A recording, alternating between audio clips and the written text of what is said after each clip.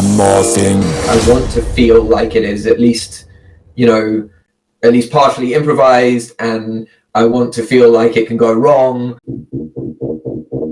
I think it's such a power move to put detail in and then not repeat it.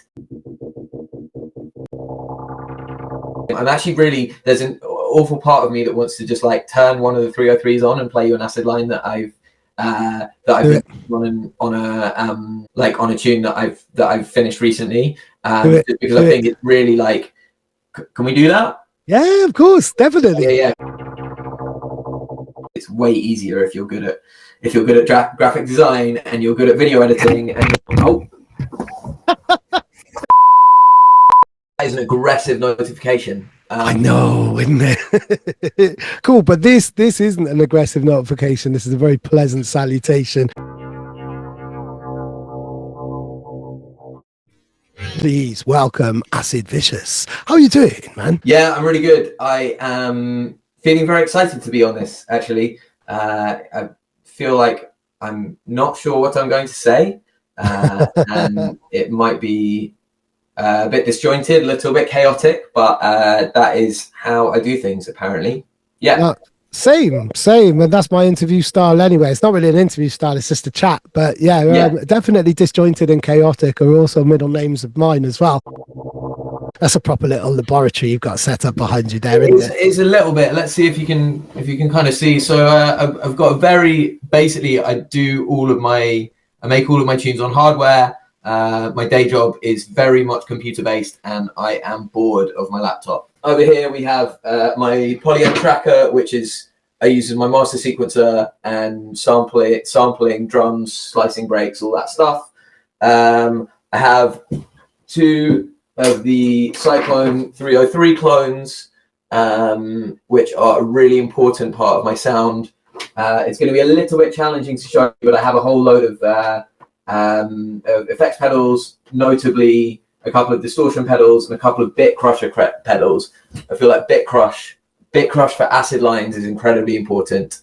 Yeah, here, I don't know if you can see, I'm not going to be able to pick it up, but a Roland JD08, which is a clone of a Roland JD8, which was a 90s digital synth. To be honest, I don't do any sound design on it. I basically just use the preset, but because they so instantly and effortlessly conjure an era, and they, you know, the rave piano on there is just like, it just sounds perfect out of the box.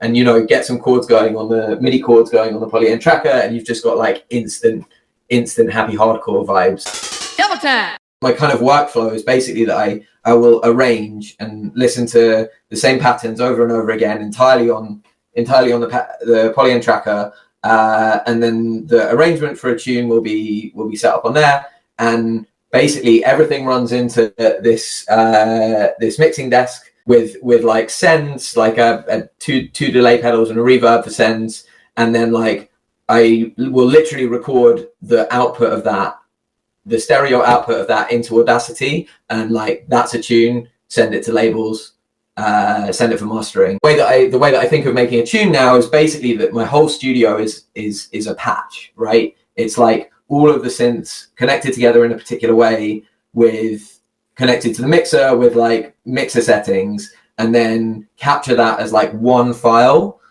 and maybe I'll do 2 or 3 takes, but usually the first one's the best.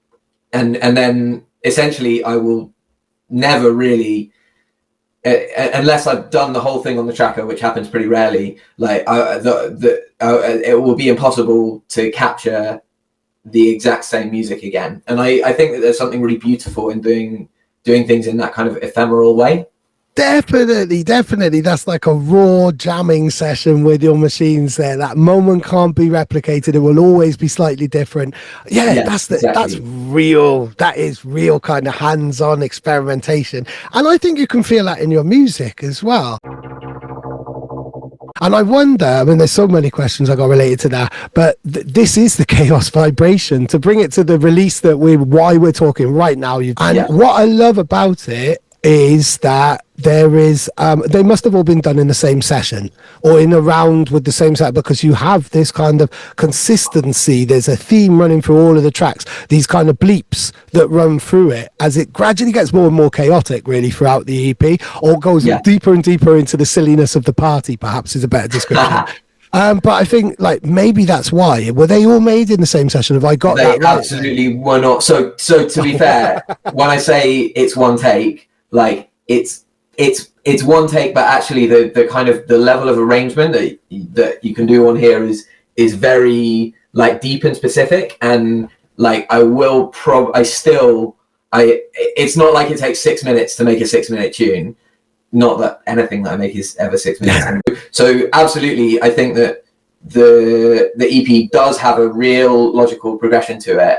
The tracks were probably made over like maybe a year and a half. Wow, so I was far out, but I'm glad I got the consistency in terms of it really feels like, there is an eye for detail on it, and all of the tracks belong together in their own universe and in their own narrative, if you like, really. I think so, and I'm really happy that you hear that. And I think that the detail thing is something that is really important to me, and I think it's really amazing when I listen to other people's music. There's a few people who really like. I think it's such a power move to put detail in and then not repeat it. To have fills which happen like exactly once, or like a little bit of sound design which is super cool and it's like there for 2 seconds and then it's gone. It's such like a power move to be like, I don't need to reuse ideas because I'm just gonna have more. And I really, that's something that I always really strive for, and I think that that's really like in the essence of the kind of high energy music that I want to be making, that it always feels new and fresh. And whenever I make tunes, although many of the individual patterns will be mostly repeated, obviously there's only, if I'm using a 4/4 kick, like that will happen many times in a tune. In terms of all of the instruments together, there will never be a duplicated 8-bar section in any of my tunes. I love the term power move over a tiny little detail. Let's just go back over that in a minute, because that's how much you care. So like there's so much cut and paste where like the first half of the track is the same as after the breakdown, it's just a repeat. The first half, people are using the same old samples. There is a lot of cut and paste, cookie cutter stuff, and I think to put that much detail and that much and literally on a 2-second thing, not to repeat, it's how much you care about your craft and your output and how it sounds. I think the way that I would frame it is that I respect and when people do cool throwaway details, like those are the people that I look up to, and it's or people in, I guess, actually 2 examples from very different genres who don't really make hardcore jungle, although kind of rave, but like there's like 2 Shell do it really well, Metris does it really well, Minor Science does it really well. Like they're really good at like creating these like individual moments that really stand up and are like amazing, and they make you want to listen to the whole tune again just to get the one little bleepy bit. You come from free parties. You must have come from free parties. You've got breakcore in your back catalogue. You love a free party. I do love a free party, and I think that there's something really I've used this phrase before, but I think that there's something really beautiful and really wonderful about people just doing stuff and not kind of, they're not being a big financial motivation, and they're not being a big administrative overhead. I guess, as I said, like I work a day job, and the reason that I am able to take that angle is because I don't aim to make money from music. But so me and my housemate a couple of years ago built a little free party sound system, and sick. It's a really fun thing to do. Like I have a tiny band, and fits the tiny sound system. We run it all off lithium batteries, so which I also had to learn about. But like that whole basically, I love learning technical stuff. I find that process really really inspiring, and I just love that process of learning a little bit of carpentry, learning about a little bit of electronic engineering, learning about how lithium batteries work, and then, you know, using advice from people that I knew. And building speakers, building a rig is not a well-documented process. No. But like there is actually loads of information out there, but it's not like there's not like a good single resource which you can read and be like, oh yeah, like that's how I do it. There's no kind of tutorials as there might be for production in that way, but everyone I know who's built a rig has really got into those type of sides of things. And the additional kind of skills, then life skills that you can learn then with carpentry and basic circuits and all of these type of things. Like, so you are an engineer in that type of sense. And I do wonder what your day job is, because you mentioned it twice. You might not want to say, because it's fine. I work for a company that builds software for analyzing medical images. So I am the scientific lead, whatever that means. It is not a well-defined role, but broadly speaking, I run research projects around using computers to analyze medical images in the context of gastrointestinal health. So I do projects with drug companies, I do projects with academic researchers. I am all about learning, you know. I feel like if I wasn't learning, then I would be bored, basically. And then doing high quality research and contributing to the knowledge base of the world, basically. And hopefully at the end of all of that, like we build something which benefits patients as well, like that helps people with those conditions like live healthier, happier lives. So we've done an article on bowel health, and the amount of DJs who have bad bowel health is gastronomic maybe, because of the life that you live on the road and shit diets and stuff like that.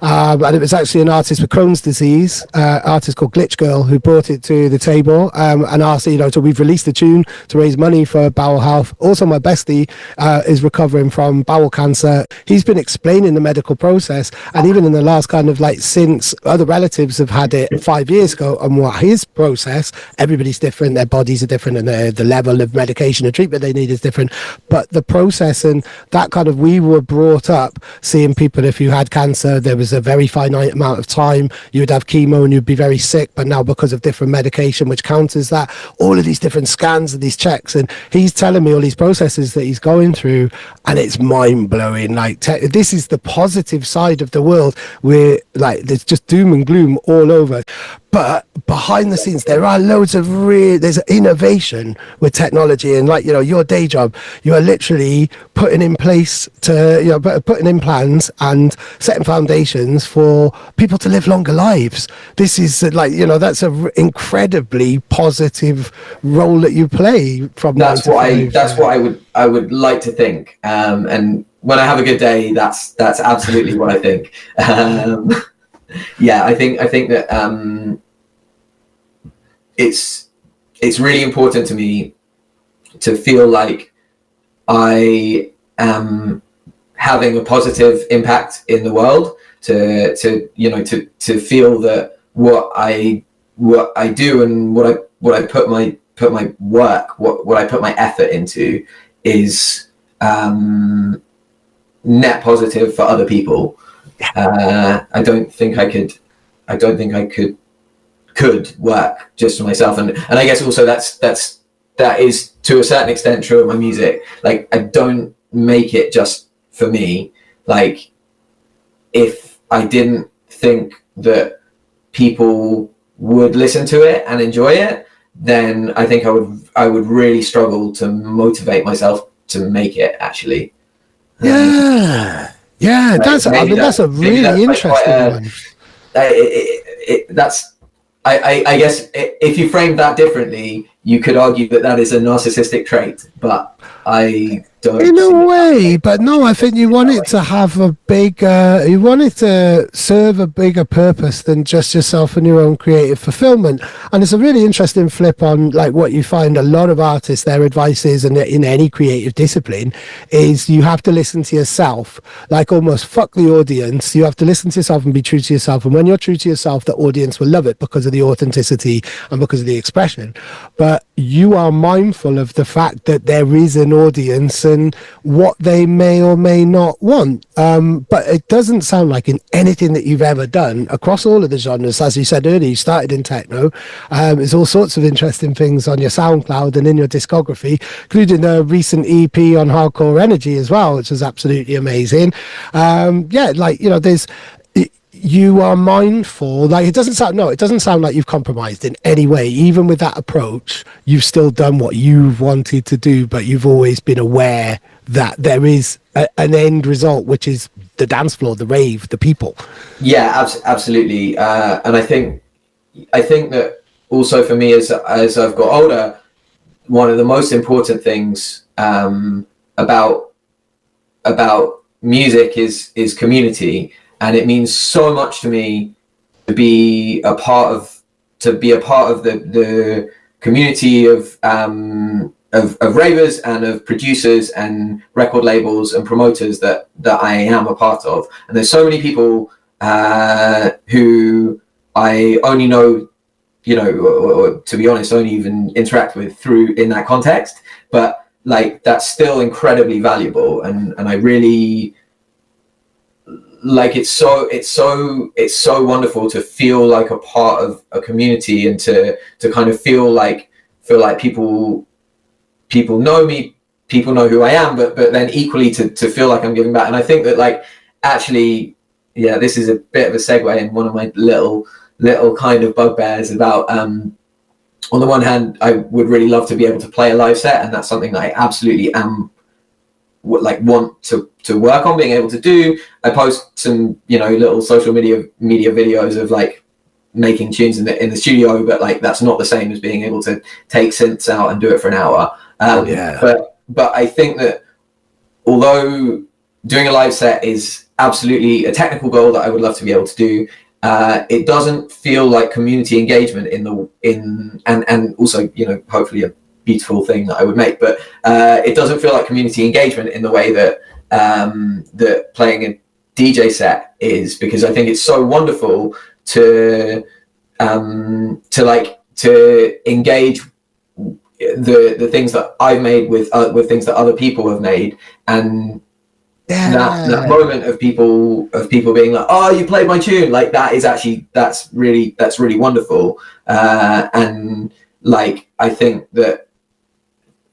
Yeah, I mean, if I was cynical, do you think you'll ever play with that in mind? It's a community, it's a musical community, and that's how people interact with each other in the domain of electronic music. Is they play each other's tunes, and that is actually great, I think. Yeah, that really kind of social supportive aspect of DJing. I do think there is space for performers to take that center stage and not be too egotistical about it.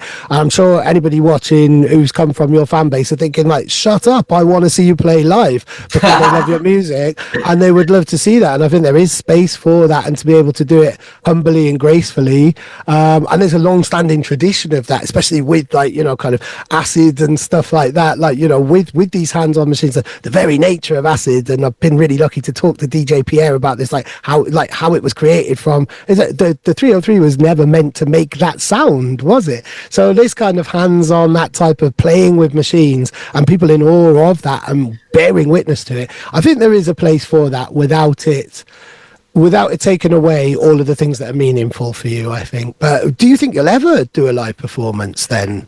So this is something which I have had a number of people approach me and ask me if I can and would I like to do that. I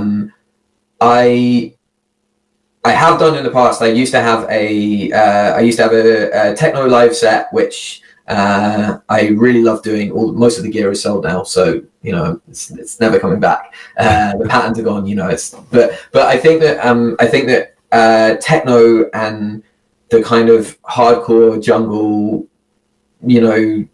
I don't know. I guess I don't easily fit into a genre, but anyway, like up-tempo rave music, as I say, it's all about detail and it's all about change. And while with techno, that kind of hypnotic sound stands up really well with two hands that are doing lots of, you can do two things at a time, and that is enough in the context of techno, because there's quite a lot of space and you don't need lots of things to change simultaneously. The music that I'm making now is very much like, in order for those fills, for the fills to hit right, like all of the instruments need to do the same thing at the same time, and that's a technical challenge. And I guess also, like, from the perspective of like this guy, this tracker, which is where I do all my arrangement, like it's very there's a risk that it would feel on rails, and I really do not want to play a live set which is on rails. Like, I want to feel like it is at least partially improvised, and I want to feel like it can go wrong, because if it can go wrong, right? But I think that I haven't worked out yet how to string together lots of tunes and have them work in a way that is seamless but equally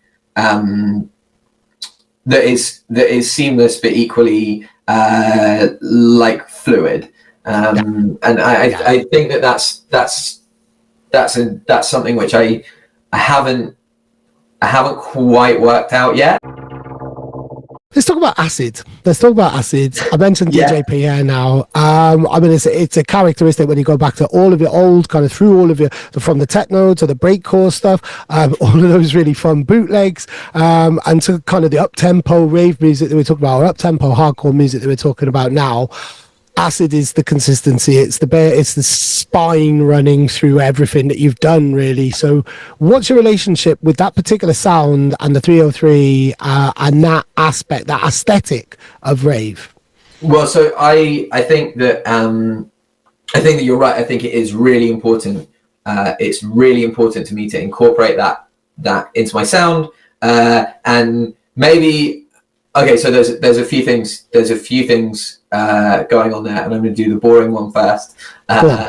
The boring one, which is, it's a name. I kind of rebranded during the pandemic as Acid Vicious, basically because it's a stupid pun, and I wanted a stupid pun. And I do love the acid sound. That's the second one. Is that I think that the 303 is a beautiful sound. It's actually very versatile, and I think that it can be used in lots of different ways. You can kind of use it as padding. You can use it as like background bleepy bloopy stuff. You can use it as bass, although I very rarely do that. Or the real great thing, and I think the thing that I like doing the most is you put it up front and center as a lead, and stick it through some distortion, some bit crush, and have it like really squeal. And I think that really, like, I don't think that that's going anywhere. Basically, I think that sound is varied enough that it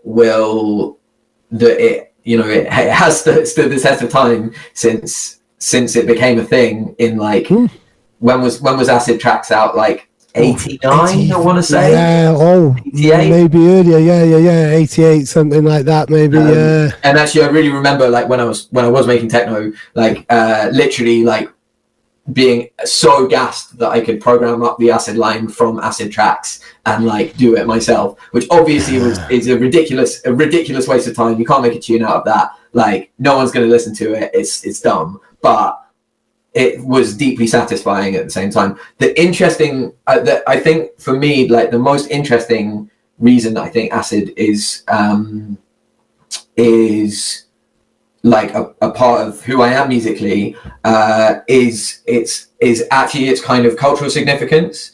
And I think that it's really like it's like a really potent cultural signifier for that kind of the dawning of that rave era, but also more generally for the kind of, I think it stands for unintended uses. I think that the 303, as you point out, was never meant to sound like that. Was it a bass? It was supposed to be like replicate. It was supposed to replicate a bass guitar. Yeah, exactly. And like it was whatever. Like someone did a bad job. Did they do a bad job? I suspect maybe there was a little bit more thought went into it than that. But so they knew. So almost like an Easter egg. It's like, let's see how long it takes for some clever kind of person to find this, or creative person who's got enough time to play with a machine. And I remember talking to DJ Pierre about it, but I can't remember what magazine it is. I've got piles of magazines underneath me, what that interview is in, because I'd love to find it. But I'm sure it's a question that, I mean, anybody who's ever going to interview him and knows about what he's done is going to ask him about that. I can't remember what he said about it, but it was a complete happy accident, and it was from hours of just like exactly what you said at the start of the interview, just like having your hands on and just kind of these magical moments that you may never replicate, that you will never replicate, all of those kind of combos and stuff. And it's I think that's right. And I think that I think that's right. And I think also like that is, you know, the simplest of my tunes, the ones that incorporate the least of the studio, are usually composed of samples and drums off the tracker, and then like one 303. And I think that the 303 is like a really important bit actually, because it is because it's live and it's tweakable, and like it's never going to sound the same. I'm actually really, there's an awful part of me that wants to just like turn one of the 303s on and play you an acid line that I've been running on a like on a tune that I've finished recently, because I think it's really like, can we do that? Yeah, of course, definitely. Yeah, cool. This is the chaos vibration I was. Exactly. This is the disjointedness. Give me 2 seconds. I'm just gonna very briefly go off camera.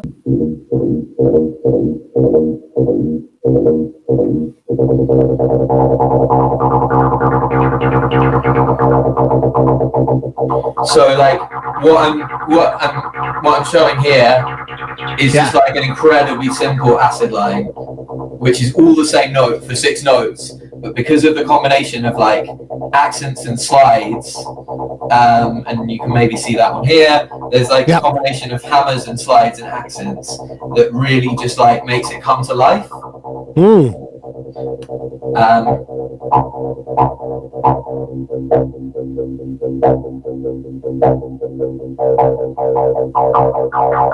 You see what I mean? Yeah, absolutely.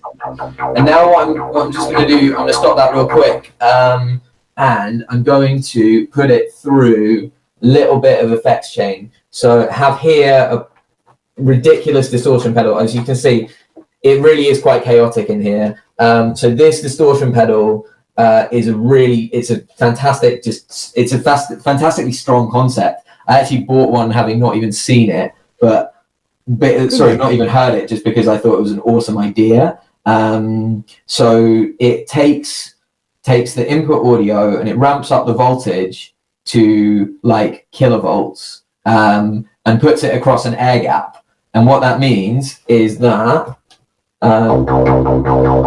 so when you so like what you're literally hearing is the voltage is only that are strong enough to trigger like the electricity crossing the air gap and then being ramped back down to audio levels afterwards. And it just sounds like, it just kind of sounds insane, right? It's like this weird buzz, and you can do like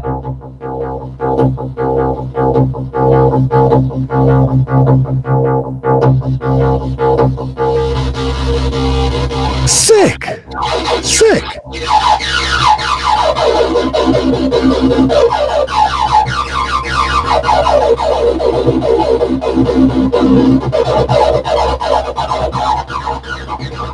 And like 30 years on, like it doesn't get old, right? Like it still sounds, you know that it sounds alive, because while your hands are on it, while you're tweaking it, like it's alive. Like it's an incredibly simple synth, but actually like the combination of the design of the audio components and like the modulation possibilities are pretty amazing. And there's something about that filter through any kind of distortion, which just really nails it. I'm going to do a slightly different processing on that now. I'm going to play it through a digitizer, which is a bit crush pedal. It's that guy down there. All right, cool. So if we go all the way wet, so that's like,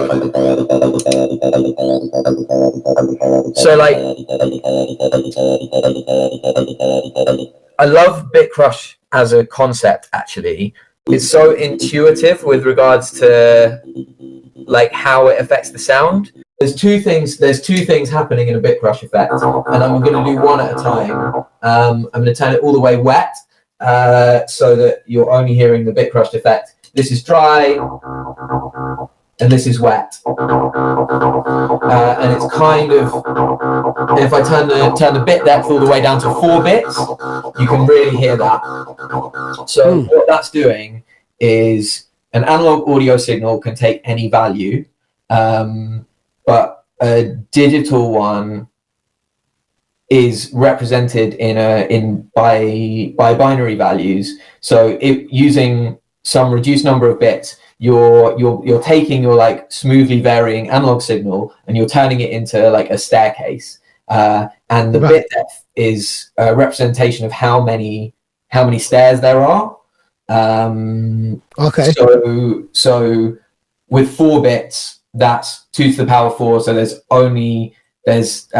2, 4, 8, 16. There's 16 values that your audio signal can take. So rather than being like a smoothly varying sine wave, it kind of goes jaggedy. And I'm really illustrating this badly with my hand. But no, that's really helpful. I do get that illustrates the sine wave in that type of way. Yeah. The other thing, and it's kind of a weird distortion. It's a weird harmonic distortion that it's not like clipping. It introduces higher frequencies in a way that is more sophisticated than like simple clipping that you would do with an analog distortion pedal or whatever. But the other thing, and this is what I think is really magic, I'm going to turn that all the way up to 8 bits, so the maximum resolution on this, so you can hear the other thing. So the other thing that it does is it reduces the sample rate.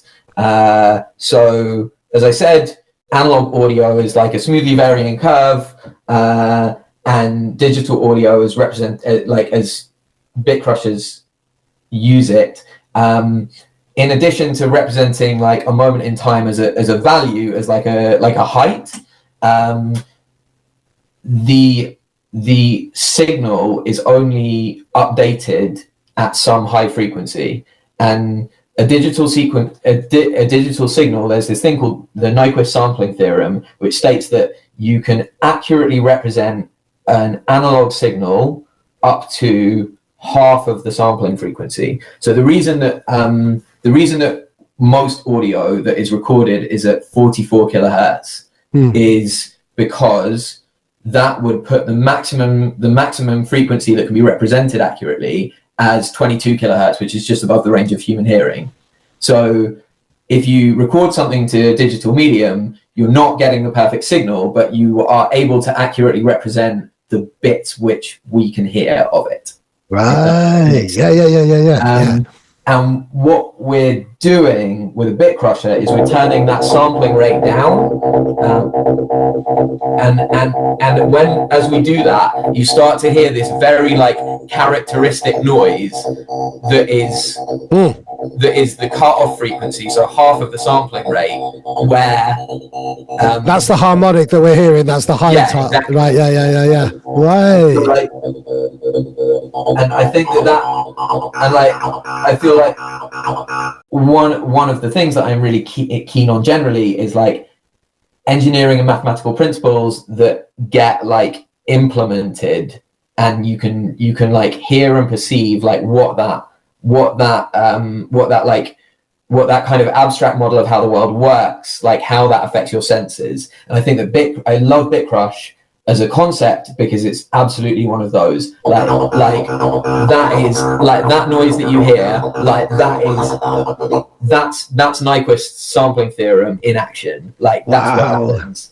And I think that is just like, I think that's awesome. But also it sounds really great. And like when I first started making tunes, I clocked this really nice trick that you can do where like you can make bass lines sound way bigger by bit crushing them, so that you have. So I'm gonna do this not like that actually, but like if I then make this just a bit more bassy. So take the like. So just basically just make it do bass and transpose it down, and you can see down there we're now down at peaking at like 100 hertz. Just turn it up a little bit for you, so that like you can really hear the bass, but it sounds way bigger and like it feels like it fills out the spectrum way more. Yeah. If you just add that little touch right at the top, you hear that, right? Yep.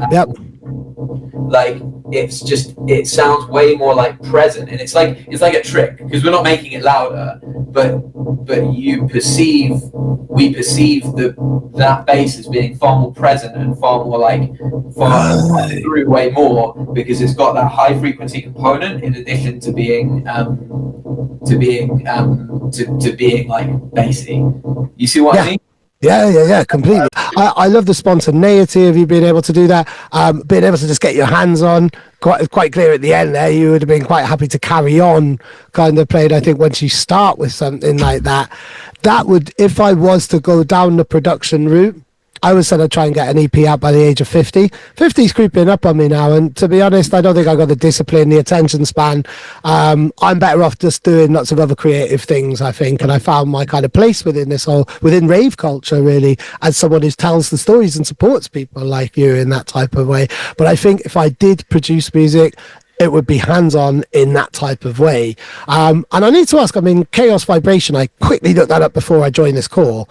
That's another technical term. Tell me about, I mean, what is chaos vibration really? Chaos vibration.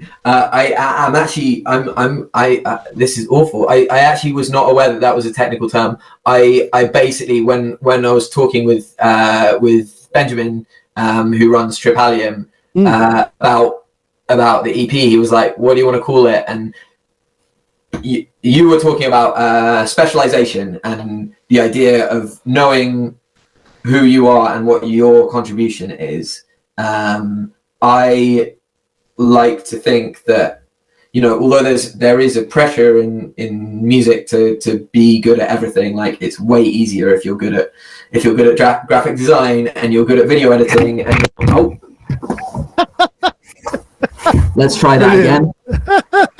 I might have to keep that in because we're talking about chaos there. Yeah, absolutely, chaos. Yeah, I think that there's a real.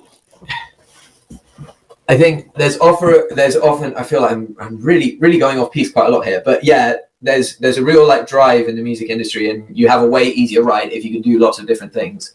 And I think that part of the reason I am now getting to a point where people do a little bit know who I am and I am a part of that community is because I stopped trying to do things that I'm not very good at. So like, I'm not trying to make artwork. I'm not trying to, you know, like I'm not trying to, for example, run a label or have a podcast or like, you know, or all of those things that artists have been told to do to get themselves out there and master my own tunes. Like I don't have enough time in my life, like, and I think that I should do the thing that I'm good at, and I'm not good at branding, I don't think. So when I sent Benjamin these tunes, and we argued for probably the best part of 6 months over what tunes were actually going on the EP. But then he was like, what do you want to call it? And I was like, well, it's pretty chaotic, isn't it? And like that's where I got to with that. I wish I had a better answer for you than like I don't know, but I don't know. Brilliant. Yeah, so I looked it up. Why don't you tell me what is chaos vibration? Let me look it up now, because and now I seem to have closed the browser, so I'm just going to go. I literally Googled chaos vibration just to check to see if it was like a kind of a terminology or something relating to the music, or just doing my journalistic kind of basics really. So chaotic vibration of mechanical systems with backlash. There's a book on it. I mean, it's published in 1987. Chaotic vibration of beams. So this could be light, actually, because delayed feedback control for chaotic vibration in non-linear. I'm just going. This is on a Nature website now. Feedback control for chaotic vibration in non-linear impact dynamics of bouncing agricultural tractor. Oh wow. Agricultural tractors often lose contact and recollide with the ground surface while driving, owing to excessive vibration. These non-linear impact dynamics can cause chaotic vibrations during tractor operation. Chaotic vibrations are random complex motions right. If you go down a bit, it's to do with like the randomness of a bumpy road and stuff like that. Then really, I think like there's an unpredictability of a tractor going along like a rough surface in that type of way. Yeah. Wow. Go on. We really have gone to some places on this interview, which neither of us expected to. But to kind of end in a bit of a kind of cliche in that type of way, because it's really important for people to know what you're up to. I've got so much stuff coming up. I recently signed, and this is a really exciting thing for me. I recently signed a track for Swinging Flavors, the Swinging Flavors series on Beat Machine Records. Which there will be a Motive Hunter EP at some point in the next short while. I'm going to be doing a guest mix on Chaotic Goods, which is on Subtle FM, and someone's going to be unhappy with me, but I don't know what else there is. Someone, I'll keep you posted about that. Thank you so much for having me. This has been, it's been really wonderful to share some stuff with you. And I hope this is interesting for all of the people who are watching. I'll definitely be, and if it isn't in full length, then we'll have a lot of fun with social media clips as well. This has been brilliant. This has been come 303 with me with Acid Vicious, a name that I've invented while we've been talking about this. This has been really cool, and like you said, disjointed and chaotic. Perfect. We haven't seen the last of you. I think I look forward to the next time you're on One More Thing. Thank you very much. I really look forward to that too. Wicked. Thank you to everybody watching as well. Cool. Yeah. That was awesome. One more thing.